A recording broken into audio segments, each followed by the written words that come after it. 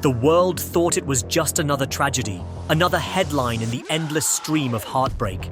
But what happened in the hours leading up to Malcolm Jamal Warner's final breath was something no one was prepared to hear. This wasn't just about a man dying, it was about the unraveling of a soul in plain sight. A leaked voicemail, a tear-soaked letter, and a phone call that shattered a bond built over decades began surfacing. And suddenly the story wasn't just about loss, it was about betrayal, silence, and the quiet kind of heartbreak that kills long before the body gives out. The devastating news of Malcolm's sudden death had barely begun to sink in when a darker twist began to unfold. And it came from the two people who knew him best. Tempestt Bledsoe, the woman he once loved, and Phylicia Rashad, the woman who raised him both on screen and off. In a recovered voice memo from Malcolm's phone, his words were fragile, trembling. "Tell Tempestt I forgive her. Claire, I'm ready." In one sentence, he said goodbye to both women, the love he once clung to and the mother figure who always kept him grounded. In the leaked recording, Tempest's voice is barely audible through her sobs. "If you forgive me, maybe I'll never forgive myself." Her tone made it clear. She knew what her silence had cost him. And Phylicia Rashad, who had guarded his privacy for years, finally broke her silence. What she revealed stripped away every comforting illusion the public had about his final days. Malcolm didn't die surrounded by love. He died in isolation, betrayed, abandoned, forgotten by the one person who promised never to leave. The saddest part? He was still waiting for someone to fight for him. This wasn't just a death, it was the collapse of everything he believed in. This was a love story turned into a final cry for help. The clock had barely struck midnight when something shifted in the air. Heavy, cold, and impossible to describe. Hours before the world would wake to headlines about Malcolm's death, something happened that no one could have predicted. Not his fans, not his friends, not even the woman who once claimed to know him better than he knew himself.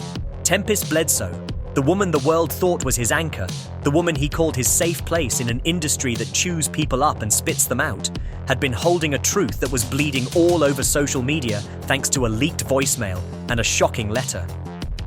It started with Phylicia Rashad, the matriarch, his on-screen mother, the one who truly understood just how deeply broken Malcolm had become.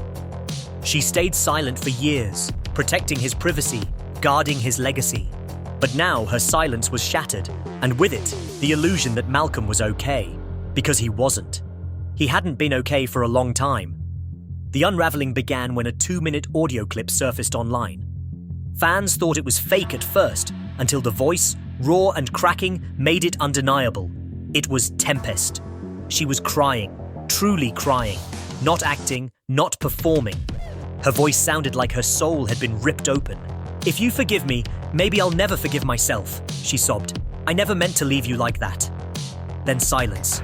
Cold, hollow, devastating. And then the line went dead. Moments later, according to Phylicia, Malcolm whispered words that would echo in millions of hearts. "Even the ones who love you like a mother can't tell who's crying for the soul and who's crying for the spotlight." These weren't just words. This was a man unraveling in real time. A man who had given the world his childhood, his identity, his peace, and got nothing but silence in return. According to insiders, Malcolm hadn't eaten in 3 days before his death. He had stopped answering calls, stopped texting back, stopped showing up, except for one person, Phylicia. She visited him late that night. No cameras, no press. Just her and the man she once called her TV son, now barely recognizable, hollow-eyed and shaking. Witnesses say the moment Malcolm opened the door, he froze, then collapsed into her arms. He didn't speak. He didn't cry. He just held her like a child lost in a storm.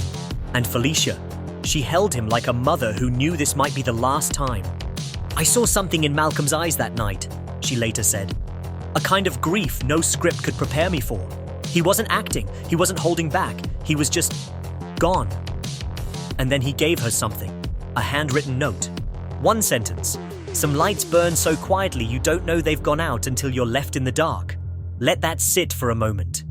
Because that's where we are now, in the dark, trying to piece together a puzzle made of pain, regret, and the unspoken.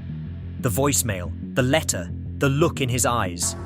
And the question burning across social media: what happened between Tempestt and Malcolm that destroyed him? Sources say the fallout began at a private reunion party just 3 nights before Malcolm's death.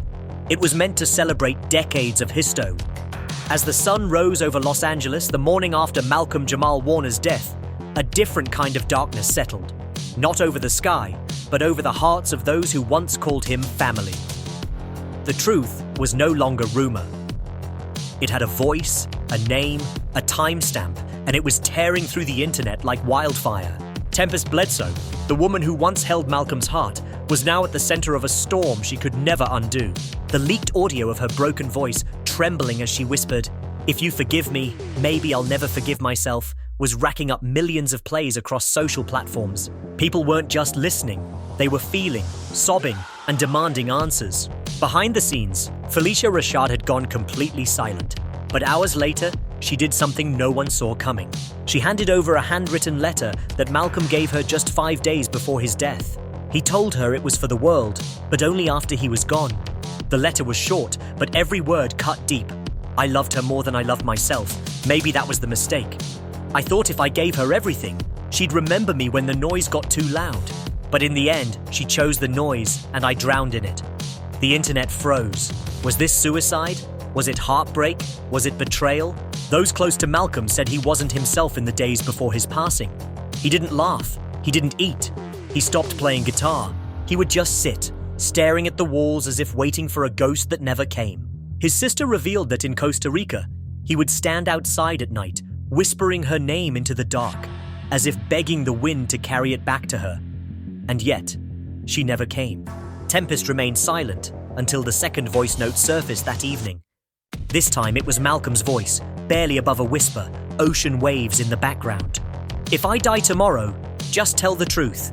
Don't protect your image. Don't run from the hurt you caused. I'm not asking you to love me.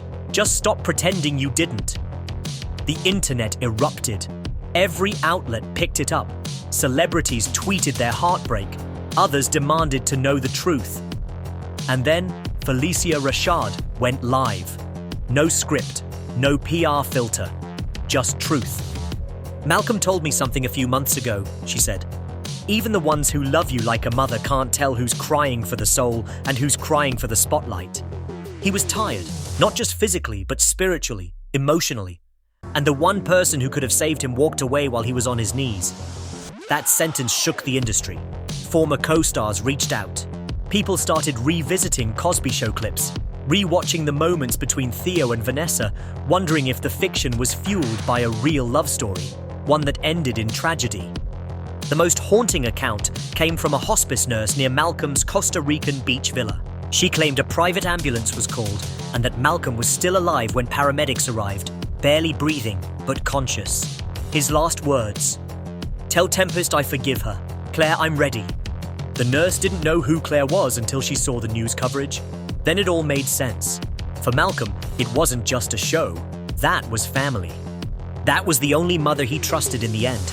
As the storm of speculation grew, Tempestt finally broke her silence with a short Instagram post. No picture, just a black screen.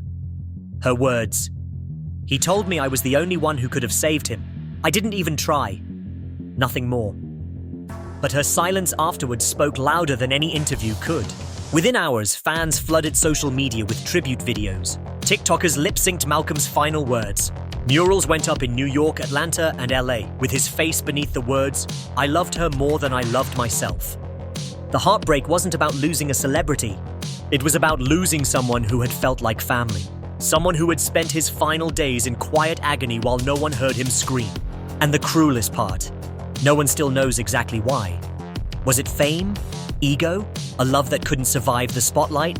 What's certain is that the world lost more than just an actor.